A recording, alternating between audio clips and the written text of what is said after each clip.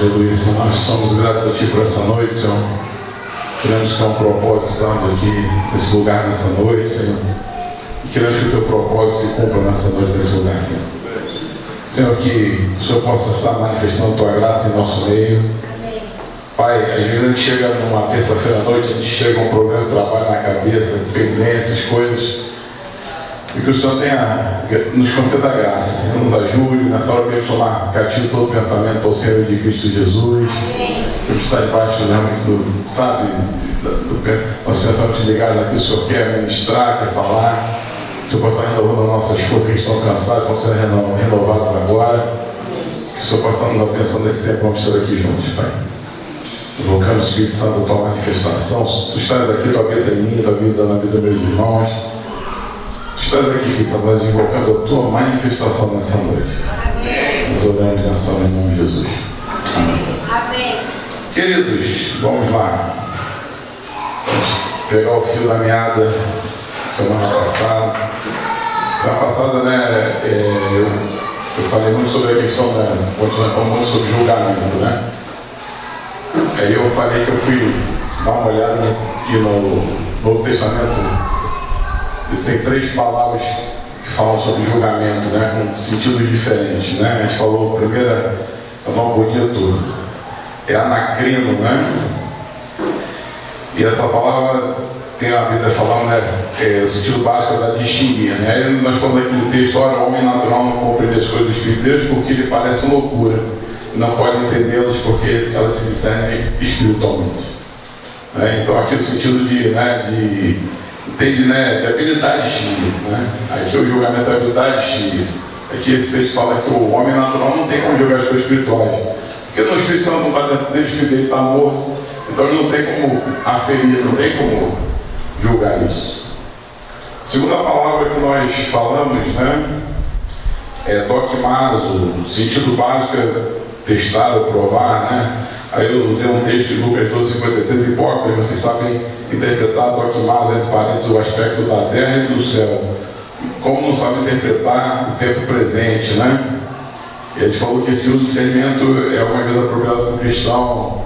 Por exemplo, somos informados que devemos testar o Espírito e julgar nossas profecias, né?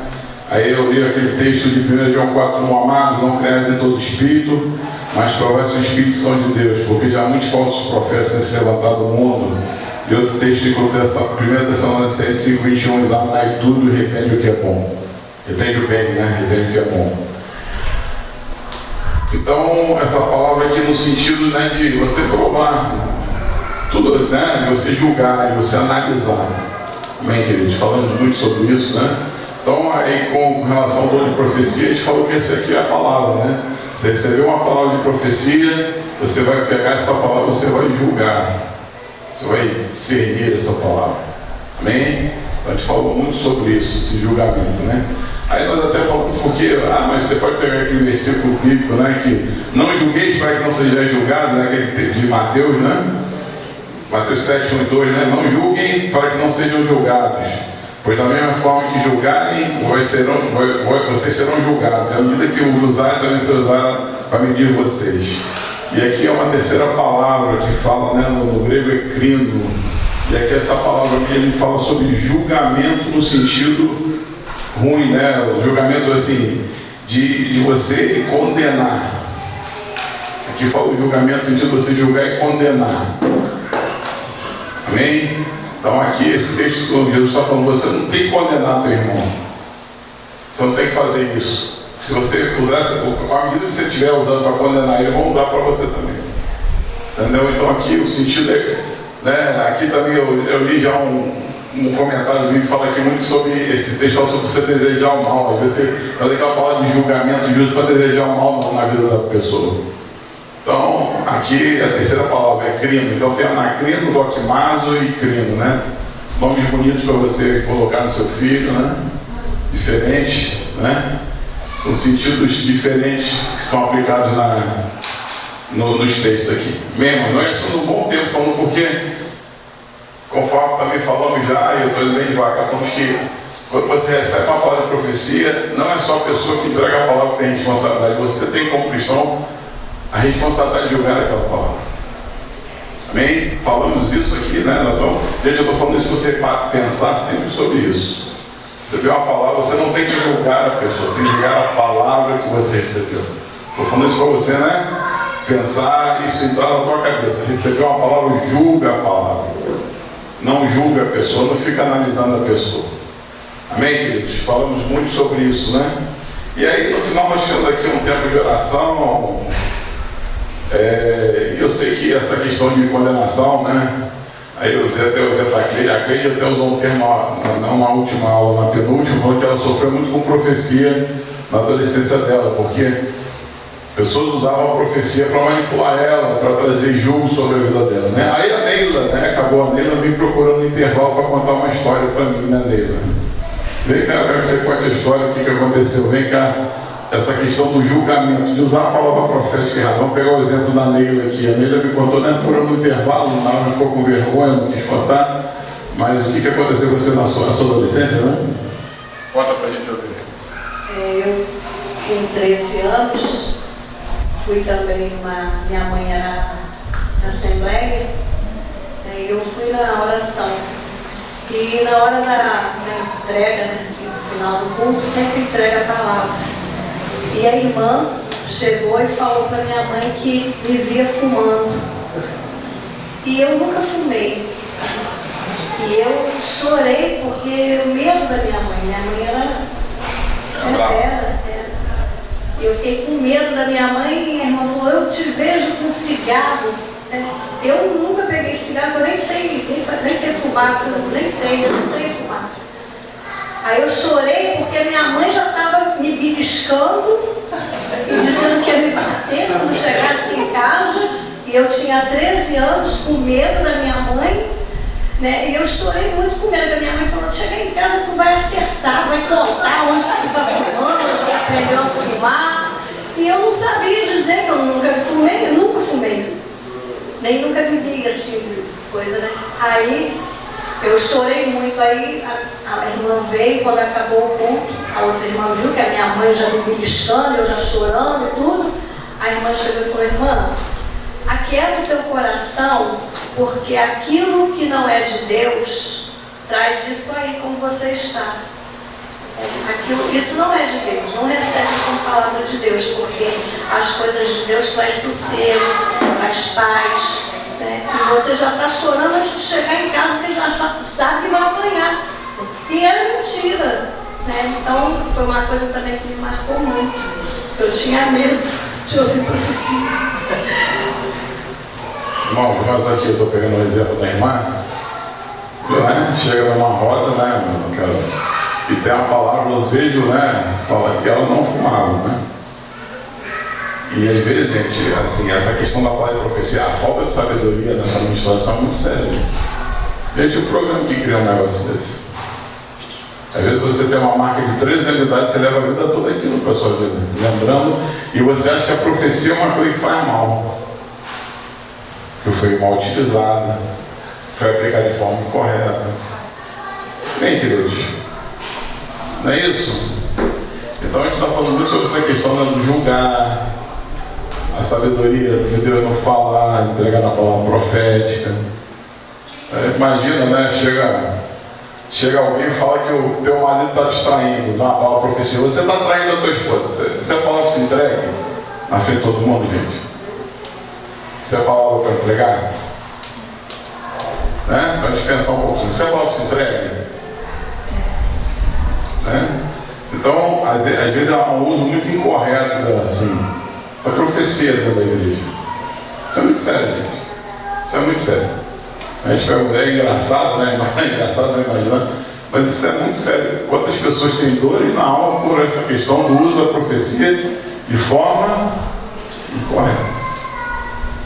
Esse pessoal antigo, né? A Neide contou, não, se você está orando de bermuda, não está orando de bermuda. Gente, assim, a gente precisa entender que eu creio que a gente avançou, né? Se você está fazendo isso, aquilo, às vezes, né? Trazendo peso, trazendo coisa ruim para a vida das pessoas. E a palavra de profecia nunca foi Deus não vislumbrou a palavra de profecia para trazer peso mesmo. Amém? para trazer coisa ruim, para trazer embaraço. Então, recebeu a palavra, primeiro você vai entregar, você tem que ter a sabedoria, entender que a palavra é para levantar, edificar, né? Nós falamos isso, né? Consolar. E o que você vai entregar? E a pessoa que recebe a palavra, você tem que julgar, gente. Julgue a palavra. Amém? É isso, meu povo? Só um exemplo que a gente vai vendo, né? A gente vai ouvindo, né? História de palavra, né? Tem uma piadinha engraçada, né? Piadinha que é verdade, né? Que tinha um casal e a esposa estava muito doente, né? E aí foi uma mulher lá visitar a moça de cama, né? E aí no meio da oração ela virou para o marido e falou assim: meu servo não tem, mas já tenho levantado a outra para ti. E a mulher lá meio moribunda, morrendo, né? Já tem outra para ti. A mulher deve ter falado desgraçado também, não morro. E a mulher não morreu, depois ficou boa, né? Então são coisas, gente. Né, gente? Tudo, né? Deus age assim, meu povo. Eu tenho outra pra ti. A mulher é desgraçada, também não morro. Agora que eu vou melhorar, né? Não é verdade, gente? São histórias engraçadas que quem é velho de igreja já ouviu muita história dessa, né? Mas isso é uma coisa muito séria, gente. Profecia é uma coisa séria, gente. Profecia é uma coisa séria, né? A gente tem que saber o que faz com a profecia. Como a gente profetiza, né? Porque a gente precisa entender uma coisa, né? A profecia é composta por 3 partes, né? Eu acho importante a gente seguir aqui. A profecia tem a parte da revelação, a profecia tem a parte da interpretação e a profecia tem a parte da aplicação. E é bom a gente pensar nisso. Quando eu recebo uma palavra, primeiro, a gente falou sobre, né, julgar a palavra. Aí você recebe uma palavra, você vai julgar aquela palavra. Você tem que saber, né, o que a revelação está trazendo para você aquela palavra. Qual é a revelação de Deus para mim naquela palavra? Como é que eu estou interpretando aquela revelação? Como eu interpreto? Como é que eu faço? Estou interpretando, Deus trouxe uma revelação, eu vou interpretar aquilo, e como é que eu vou aplicar aquela palavra? Precisamos saber, gente. Se a palavra de Deus também, você recebe agora, eu estou pegando o caso, você recebe uma palavra de Deus, uma palavra que você crê que o Senhor está falando com você. Você tem a revelação, você tem a interpretação, você tem que aplicar aquela palavra. Amém, queridos? Como eu aplico a palavra? Eu tenho um texto lá em 1 Tessalonicenses 5, 19 a 21. Vamos abrir lá. 1 Tessalonicenses 5, 19 a 21. Vamos abrir lá? Pastor Adriana, achou aí? Lê para a gente então. A 21.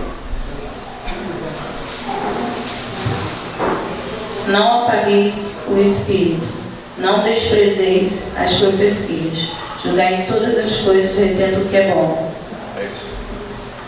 Então, esse texto de Tessalonicenses fala o seguinte: para a gente não apagar o espírito. É isso? Não podemos apagar o espírito. Não tratem, né? Eu tenho uma versão que eu li aqui: não tratem com desprezo as profecias, mas ponham à prova todas as coisas e fiquem o que é bom. Então, quando eu recebo uma palavra profética, isso para mim é um filtro. A gente também precisa agora, mudando um pouco o foco, entender assim: se Deus te deu uma palavra de profecia, você tem que pegar aquela palavra, né? Como eu falei, você tem que ter a revelação, a interpretação e a aplicação dela. Não apaga o espírito, né? Às vezes você fica pedindo: Deus, fala comigo, me dá uma palavra, e Deus vai, fala, e Deus usa alguém até para confirmar aquela palavra. E se você negligencia aquela palavra, se você se fecha, você está apagando a ação do Espírito Santo na tua vida. Não é isso? Não despreze a profecia. Vocês falam para você não desprezar aquilo que Deus falou.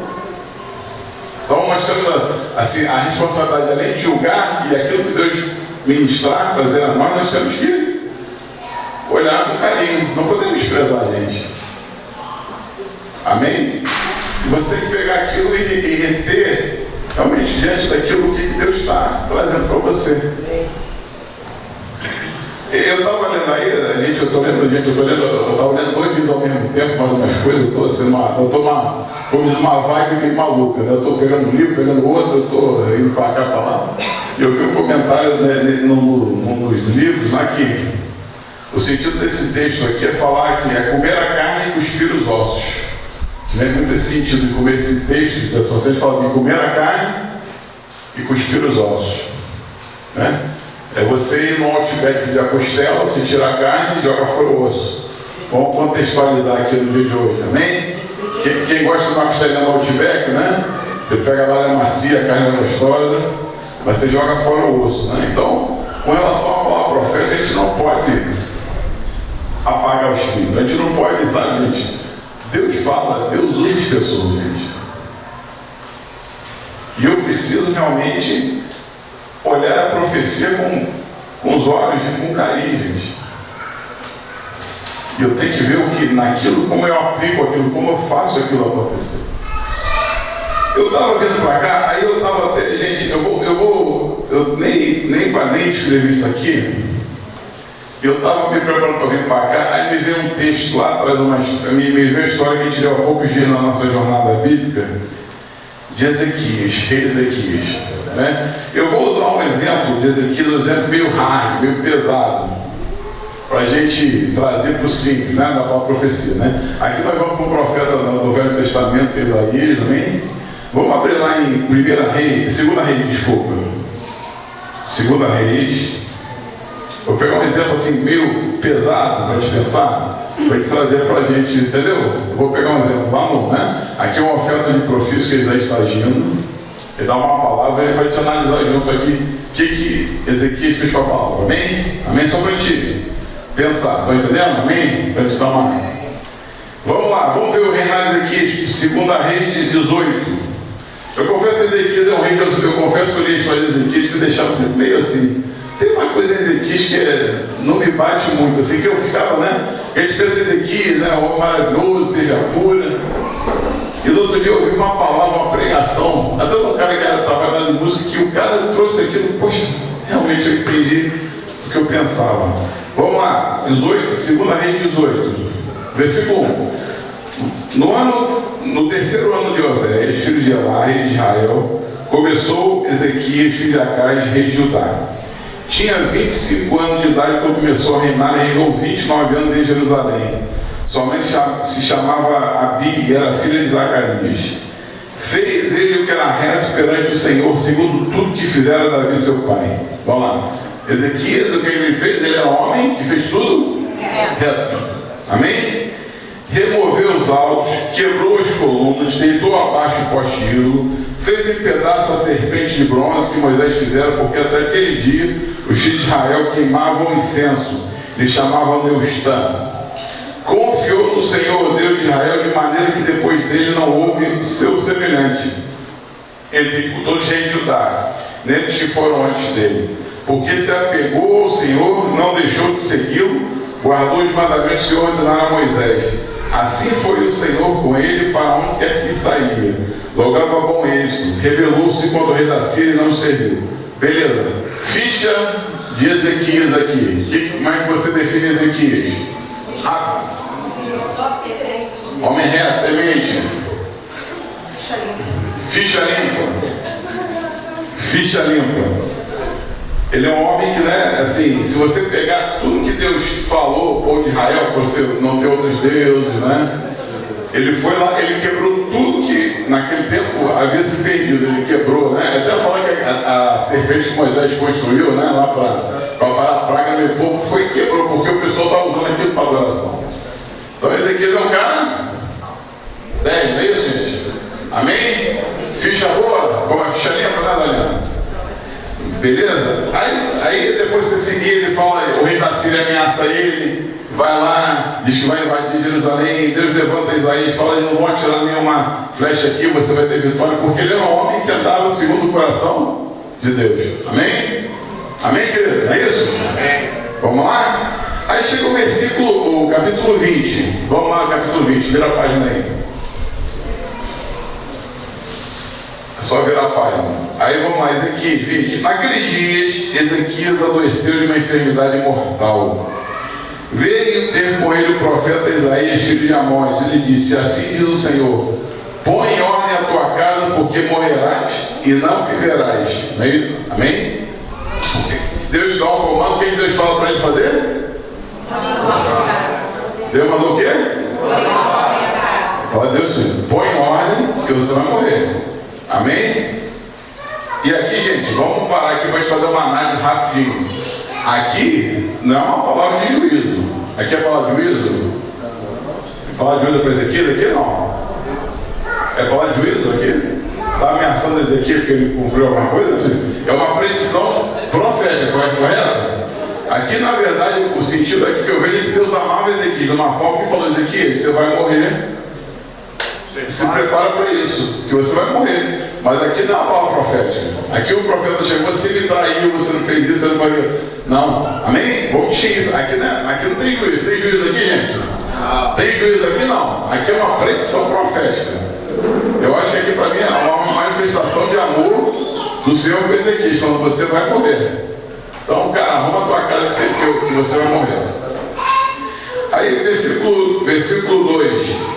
Então virou Ezequiel o rosto para a parede e orou ao Senhor, dizendo: lembra-te, Senhor, peço que andei diante de ti com fidelidade, com interesse de coração, fiz o que era reto aos teus olhos, chorou muitíssimo.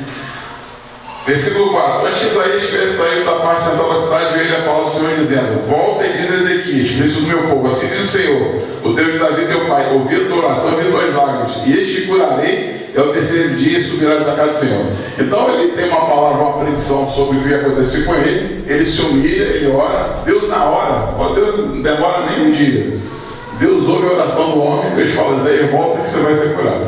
Aí Isaías volta, manda pôr uma pasta de fio na úlcera que ele tinha, ele é curado, ele dá um sinal, ele pede que o sol recue no relógio, já cai, né? Então é um sinal, uma manifestação sobrenatural, beleza.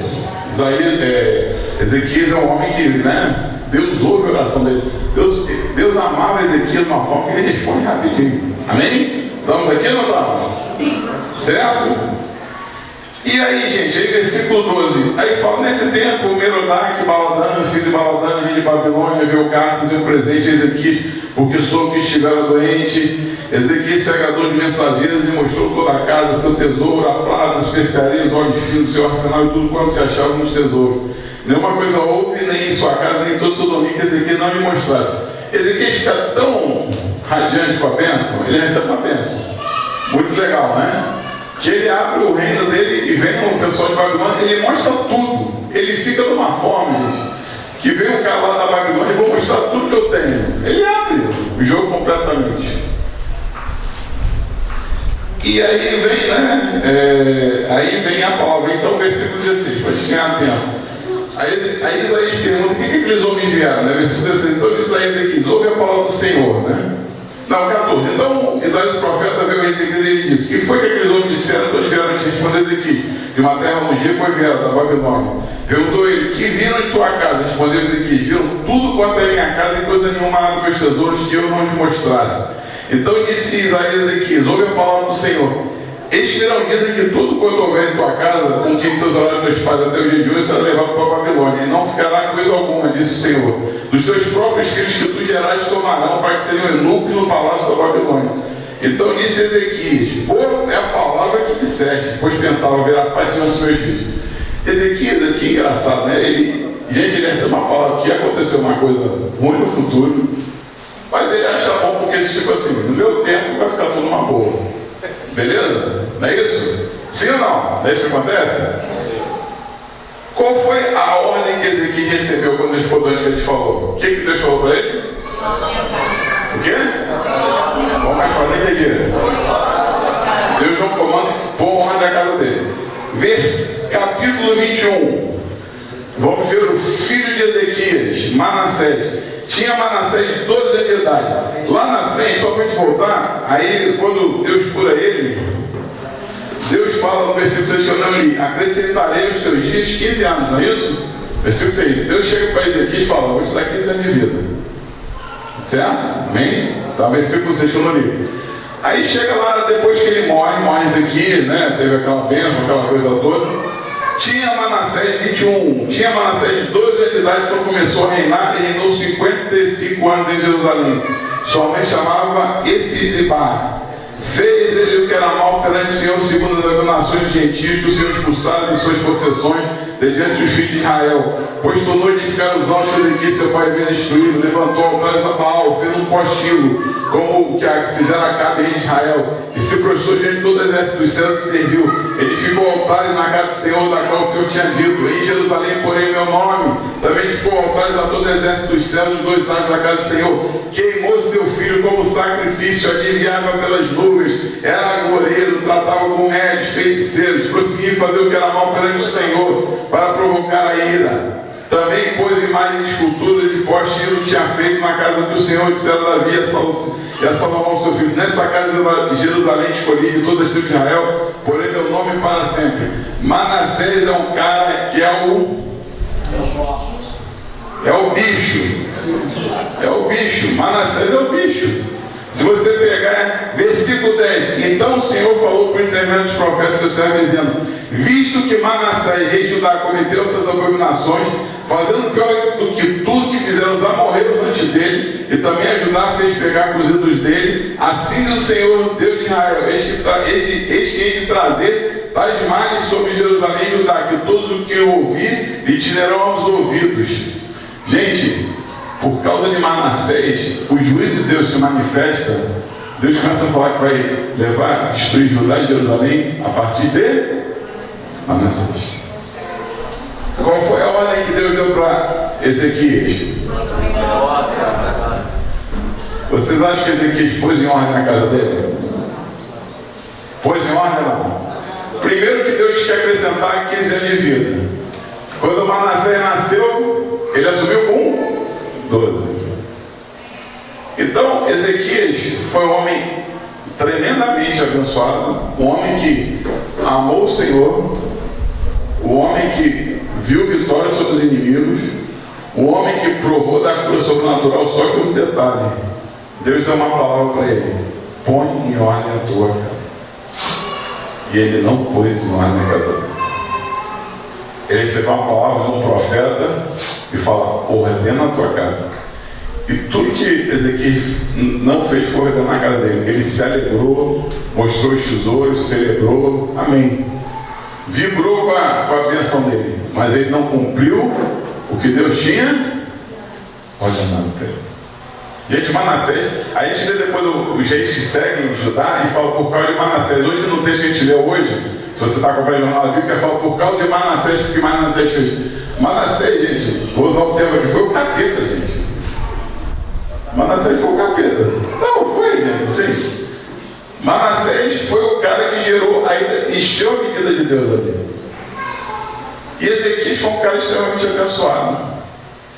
E Ezequias teve uma palavra clara: põe ordem a tua casa. Certamente ele não ordenou a casa dele. Quando eu dei essa volta toda para falar para vocês, gente, eu estou pegando um caso bem hard, bem pesado no veneno do profeta ali, ofício, está dando uma palavra. Então a gente precisa entender que se nós recebemos palavras do Senhor, e quando a gente lê aquele texto de Tessalonicenses, para não desprezar as profecias, aquele que Deus fala contigo, você tem que ouvir com carinho, gente. Aquilo que você discerne, você julga, você entende que é de Deus para a sua vida, você tem que pegar a revelação, você tem que aplicar na sua vida, você tem que interpretar e aplicar. Amém, irmãos? Nós temos uma responsabilidade, porque às vezes falam: nós somos uma igreja profética, queremos que Deus fale, queremos que Deus use, nós vamos fazer exercício aqui, né, profético. Mas se Deus se comunica com a gente e a gente despreza que Deus está comunicando, gente, para que Deus vai falar? É melhor não ouvir. Não é verdade? É melhor não ouvir. Então esse negócio que eu peguei um exemplo bem hard lá, porque me chama a atenção. Eles foram muito tremendo, gente, mas ele não cumpriu uma coisa. Deus falou: põe ordem na tua casa. E volta a dizer: Deus não está dando juízo, não. Deus está falando: você vai morrer, cara, porque ele amava ele. Prepara quem vai ficar no teu lugar. Dá para a gente pensar essas coisas, gente? Você desprezar o que Deus fala, Isso, claro, pega um exemplo bem hard, né? Aquele exemplo do Velho Testamento, não sou uma nação. Mas o que Deus aplica a você, se você receber uma palavra de profecia, e Deus traz alguma direção, você tem que pegar aquela palavra e não desprezar. Você tem que olhar com carinho.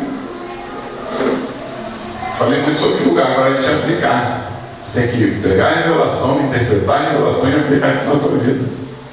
Porque se a gente despreza aquilo, não é questão de juízo, gente, é questão de você vai, alguma consequência vai ter na frente. Eu estou aqui para, né? É questão de consequência. Deus te falou, Deus te ordenou, Deus te dirigiu, Deus Deus te exortou ali, Deus te trouxe, levanta, cara, eu estou levantando você num tempo novo, tal, se é uma palavra, Deus que estabeleceu uma aliança nova contigo. Se você começa a desprezar aquilo que Deus está trazendo, gente, tem uma consequência. Não é isso? Aquilo que vem de Deus, né? Nós trabalhamos sobre julgar. Mas aquilo que vem de Deus na tua vida, você tem que olhar, gente. Nós falamos sobre julgar, falamos muito exemplo errado, não é muita coisa, né? Pegamos muita coisa do lado de errado, né? Não sei. Mas há um profeta de Deus, há uma palavra que Deus manifesta. E que a gente tem que pegar e encaixar. Com carinho, gente. Volto a dizer, a gente falou até brincando numa aula dessa, né? Deus te dá um comando, pode ser que não seja para agora, pode ser para daqui a 10 anos. Claro que tem uma questão do tempo, mas você tem que pegar aquela palavra e você deixar, cuidar dela com carinho. Na hora vai acontecer, você vai lembrar, você está corroborando, como foi o negócio de dar um tempo, corroborando com aquela palavra. Foi o negócio de usar sempre, corroborar. Né? Você tem que corroborar, aquilo que Deus fala, você tem que corroborar. Tem que se posicionar naquilo. Agir debaixo daquilo. Mas, né? Para mim, o grande chamado de Abraão, né? Abraão na Bíblia, Deus falou, vou te fazer pai de nações. Qual foi para mim, se você pegar, qual foi o ministério de Abraão? O ministério de Abraão foi percorrer a terra. Qual foi o chamado de Deus para Abraão? Percorrer a terra. Deus falou, vou te dar essa terra toda. Você está pisando, várias vezes aparece Abraão e fala, vou te dar. Para mim, o chamado de Abraão foi andar pela terra. Vou te dar. Foi caminhar na terra. Então, o chamado é a voz, a direção, e aí falando, né, o chamado, a palavra de profecia vem para isso, gente, para a gente, né, confirmar. Se Deus está confirmando, não despreza. Pega aquilo, guarda, trata com carinho. Pode ser para daqui a 5 anos, 10 anos. Certamente, eu acho que todos nós aqui, eu tenho palavra profética que certamente está longe que eu não vi cumprir a minha vida. Pego aquilo, vamos lá, no momento certo ele vai trazer. Então a gente há uma responsabilidade com aquilo que a gente recebe. Amém, irmão? Amém? Pedimos para a palavra, Deus fala comigo, aí Deus fala, Deus de repente chega alguém e te confirma aquela palavra. Fala aí, irmão. Uma coisa que dá para perceber que discernem a esses relatos exatamente dos reis. Eu estava, digamos assim, raciocinando em cima do porquê que todos esses relatos dos reis, eles fazem questão de dizer filho de sua mãe chamava-se. Aí a gente percebe clara e nitidamente que principalmente o caráter desses filhos de reis foram, digamos assim, moldados por suas mães. E eu estava, digamos assim, pensando o porquê que eles fizeram o relato exatamente. Josias, que é na verdade o neto de Ezequias. Josias, filho de, aí diz aqui, Adarias, de Boscate. Em resumo, essas mulheres, essas mães, moldaram o caráter realmente de seus filhos de forma a que eles acabassem realmente tornando-se tementes a Deus. E outros mais, esses outros que pisaram muito na bola, você vai ver filho de fulana. Essa fulana, no fundo, era de uma terra distante, digamos assim, de uma geração totalmente longe dos caminhos de Deus e que acabou levando o seu filho, no caso, o futuro rei, ou o rei, no caso, a escorregar na bola de novo. É interessante, isso eu já tinha analisado já há algum tempo atrás. Em resumo, a importância de uma mãe no que discerne a formação do caráter de um filho. Sem dúvida, a mãe tem uma participação, Floriano, mas aí eu vejo assim, muito essa questão da palavra de Deus para Ezequias. Põe em ordem a tua carreira. Tanto que o filho, ele antes do filho nascer, ele recebe essa palavra. E o filho que nasceu depois assume o reinado. Certamente é o que me chama a atenção, que ele não ordenou. Para mim, o claro é que ele não ordenou nada, ficou um negócio solto. Teoricamente, o põe em ordem seria alguma coisa que já existia. Exato, olha e vê e forma. Se nós chegamos aí pegando Davi com Salomão, Davi chega e dá a planta do templo, aconselha, fala, né? Entendeu? Essa é a questão que põe ordem na maneira, estou falando a palavra que Deus deu, né? Mas voltando para cá, gente, para essa questão de palavra, a gente tem que ter carinho com aquilo que Deus fala com a gente. Amém, irmãos? Amém? Amém? Temos que ter carinho com essas coisas, né? E o último ponto que eu quero tratar nessa noite sobre palavra de profecia, a gente vai abrir 1 Coríntios 14, 32. Eu quero falar uma coisa também que eu acho que é muito assim, que é usado assim, aí vai para o outro extremo, né? Que é usado de forma extrema, né? 1 Coríntios 14, 32, né? Aí, se você pegar esse texto de Coríntios, até quando Paulo ordena o culto público, né? Se forem profetas, fala de 2 ou 3, aqui a gente falou que a palavra aqui tem um sentido, né? Realmente de profecia, né? É carismata, né? Que é a manifestação do Espírito, né? Mas é interessante aqui que esse texto me chama muita atenção, esse versículo. Alguém lê para mim, 14:32. Os espíritos dos profetas estão sujeitos aos próprios profetas. Os espíritos profetas são sujeitos aos próprios. E o contexto é 1 Coríntios 14, volto a dizer, né? Que é o culto público, né? O ordenamento do Paulo, né? Todos temos que profetizar, né? Que a gente leu já bastante vezes esse texto, né? Então, uma das outras coisas que a gente precisa, que eu acho importante a gente fechar a aula de hoje, gente, a palavra profética, quando assim, Deus manifesta, a gente precisa ter o seguinte entendimento, que eu acho que é muito, tem que ser muito claro para a gente. Você não fica possesso, né? Quem fica possesso é o diabo quando alguém fica endemoniado. Amém? Amém, querido? Amém. Não tem possessão do Espírito Santo no seguinte sentido, você não fica fora de si. Não é isso? Você já viu endemoniado, quem fica, né? Eu já vi meu cavalo, já vi endemoniado, né? Você vê a situação da pessoa. O endemoniamento, o que eu estou usando até um exemplo bem no extremo? Por quê? Você recebeu uma palavra e você tem controle. Porque tem gente que fala, não, eu tenho que falar que Deus veio. Gente, há um controle, há um domínio. Por isso que eu tenho o bom senso de saber o que eu vou trazer. Né? A irmã lá, a Neila está fumando. Eu tenho que ter bom senso do que eu vou falar. Diante de toda a igreja, eu fiquei envergonhada, sabe? Eu era criança, mas eu fiquei muito envergonhada e com medo. E às vezes as pessoas nessa vibe de profecia falam que eu tenho que entregar, eu tenho que falar, eu estou aqui, se eu não falar eu vou. Gente, o Espírito está. Amém? Você está no controle, amém? Amém. Senão o teu problema é daqui, é no gabinete ali. Estou brincando com você. Né? Fala sério. Vamos lá, Eu queria voltar para falar sobre o rei Ezequias, porque em 2 Crônicas 32, no verso 24, fala com bastante clareza o que aconteceu com ele. Diz assim: naqueles dias adoeceu Ezequias mortalmente. Então orou ao Senhor que lhe falou e lhe deu um sinal, mas não correspondeu Ezequias aos benefícios que lhe foram feitos, pois o seu coração se exaltou, pelo que houve ira contra ele e contra Judá e Jerusalém. Então aqui é bem claro que o motivo foi o coração dele se exaltou. Esse texto corrobora de forma categórica a situação de Ezequias, né? Ezequias, né? Voltando a Ezequias, que ele recebe uma... Aí, gente, às vezes vê como é que vai ser. Às vezes você pode... Você recebe uma palavra e aquilo te traz um ânimo, te levanta e você entra você vê a manifestação de Deus debaixo daquela palavra e você entra num estado de alegria e de bênção. Você tem que se alegrar. Não estou funcionando, você tem que se alegrar.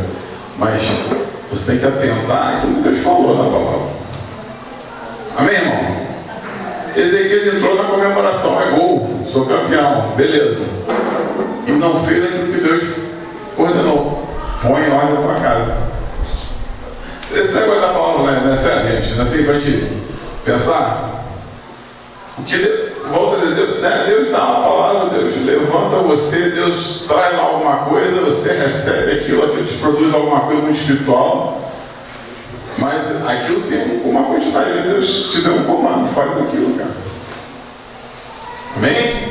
E voltando aqui ao controle, gente, ninguém fica descontrolado na ação do Espírito Santo. Amém? Amém. A gente vê muita gente, eu não posso, eu tenho que entregar. Gente, você pode, se você botar no controle. O que você vai falar? A gente, né? Você vai entregar uma palavra, você é pública, o que você vai entregar a palavra pública?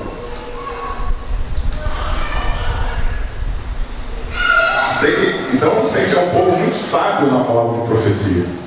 No pouco eu tenho que saber o que eu vou falar. Volta a dizer, eu contei aquela história minha, eu chamei o irmão no canto, alguém, Deus falou. E gente, isso aí tudo, gente, com amor, né? O objetivo não é destruir, o objetivo é construir alguma coisa, abençoar.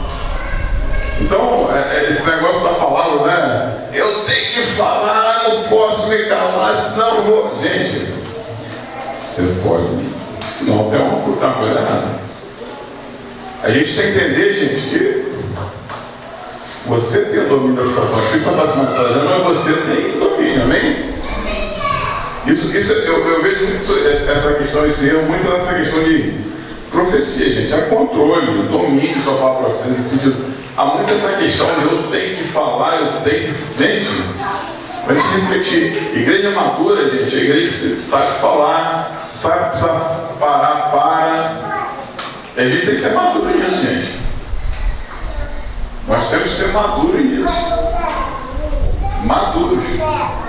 E saber exatamente o que Deus está trazendo, saber como comunicar, e você tem domínio sobre aquela situação. Se você perceber constrangimento, se você perceber uma coisa, não faça. Porque aquilo pode ser exatamente trazer, em vez de trazer bênção, vai ser trazer prejuízo. Então a gente está pautando aqui, gente, né? Como a gente procede com a palavra de profecia? Nós estamos pautando, vamos ter jejum de 3 dias agora em julho, né? É um ambiente bem liberado. Nessa 3 dias de jejum, né? Profecia, né? De ser um ambiente liberado. Então, como é que eu pauto a minha ação? Né? Eu estou aqui, né? Como é que eu vou entregar a palavra de profecia? Como é que vai ser meu jeito de entregar a palavra de profecia? Como é que eu vou funcionar nisso? O ambiente que a gente está de jejum é um ambiente do Espírito, né? Fica um ambiente de liberação. Mas eu tenho que saber como eu me movo. E eu vou falar uma coisa, gente. E a gente precisa também aprender que se houver erro, gente, beleza, errou, pede perdão e toca a bola. E não invalida aquilo. Amém? Ou você dá ou recebe. Se houver algum mau uso das coisas, a gente tem que ser maduro. Houve um mau uso. E a gente pode enxergar isso, agiu, mas beleza. Se o irmão falou, você achou que o irmão, perdoa o irmão, beleza, Senhor, libera meu irmão, achei que não era para mim, né? E não deixa aquilo tomar no teu coração uma proporção. Não, sabe, profecia porque a gente precisa aprender, gente. Isso é funcionamento da igreja, né? Isso é funcionamento da igreja, precisa aprender isso, gente. Precisamos aprender a funcionar. Se a gente quer a palavra de profecia, né? Antigamente havia muito Com relação ao dom de língua, havia muito estereótipo, né? Dom de língua, só olha língua no meio do culto, quando se sentia arrepio. Nós vivemos na realidade. Eu vim numa igreja tradicional. Eu sou, como apóstolo, vim numa igreja extremamente tradicional. Então, o dom de língua ainda era um negócio assim, meio. Hoje a gente tem muita tranquilidade com o dom de língua, não é verdade? A gente sabe a importância do dom de língua. Mas havia no começo, eu vivi uma transição de uma igreja tradicional, né? Uma igreja que eu oro língua estritamente. Para orar língua não precisa sentir arrepio. Começou a orar agora com vocês aqui. Mas a gente tem ensino, a gente amadureceu, a gente entendeu essas coisas. Profecia é a mesma coisa, gente. Pode acontecer exageros, podem haver erros. Pode. Mas o que a gente precisa aprender é a não invalidar pelo erro, entendeu, gente? A gente precisa aprender a ser maduro e ouvir. Se você errou, às vezes você acerta, procura a pessoa, então beleza, vai, irmão. A gente tem que ter esse nível de maturidade na igreja. Amém, irmão? Amém, querido? A gente só tem isso, gente. Acontece, erro vai acontecer. Isso não é problema, gente, né? Estamos aqui ministrando, vai estar a liderança aqui no ministério, estamos aqui falando sobre o dom de profecia, para quê? Para a gente balizar, não é isso? Para a gente funcionar de forma correta. E se acontecer os erros, serão corrigidos os erros. Amém? Agora, como diz no futebol, acho que o medo de perder tira a vontade de ganhar, né? O medo de errar me prega o que Deus quer fazer. Se eu ficar só com medo, vai pregar o que o Senhor quer fazer. Amém, irmão? Aí eu travo Deus. A Bíblia fala que, né, o medo, né, não procede de Deus. Deus não é um Deus medroso. Nós somos filhos de Deus, somos prudentes. Mas o medo não pode travar a gente. Amém? Vamos ficar de pé para chorar então? Vamos fechar aqui.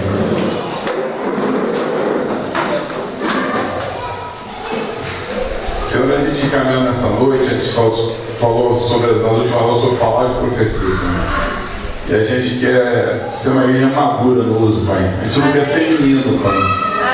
E a gente, Pai, uma coisa que eu também não quero é que a gente não fique travado com medo, Pai. O medo paralisa a gente, Pai. E se houver erro, haverá correção, Pai. E haverá maturidade, Pai. Nós lembramos o nosso meio em nome de Jesus. Então nós queremos fluir na palavra de profecia, Pai. Porque a Bíblia fala para a gente não desprezar a profecia, a Bíblia fala para a gente não apagar o Espírito. Não desprezar as profecias, Pai. A gente não quer desprezar, a gente quer fluir no mover profético, Pai. Como uma igreja madura, uma igreja que abençoa a vida um do outro, que um profetiza na vida do outro, que um libera na vida do outro, que um se move e traz bênção na vida do outro, Pai. Porque o Senhor é um Deus que se manifesta através do profético, Pai. E somos uma igreja profética, que viver essa liberdade desse tempo, desse lugar, Pai. Pai, queremos viver essa liberdade. Então nos ensina, nos ajuda, que possamos amadurecer, que possamos crescer juntos. Quero a tua liberação em nosso meio, Pai. Da tua liberação profética em nosso meio. Seja um tempo de levantar profético em nosso meio. Poderoso, poderoso em nosso meio, Pai. Para cumprirmos o propósito, para a edificação, para o consolo, para a exaltação da igreja, para que a igreja avance, Pai, nesse aspecto, Pai, em nome de Jesus. Vamos na área profética aqui, Pai. Que haja fluir a palavra de profecia em nosso meio, Pai. Nós aceitamos aquilo que vem do Senhor. Nós não rejeitamos aquilo que o Senhor quer nos dar, Senhor. Nós aceitamos aquilo que o Senhor quer nos dar, Senhor. Nós queremos pegar e receber e usar com sabedoria, Pai. Usar com sabedoria nesse lugar, Pai. Prepara-nos para isso, Pai. Leva-nos a isso, Pai. Ministra-nos, Pai. Nós oramos nessa hora, em nome de Jesus.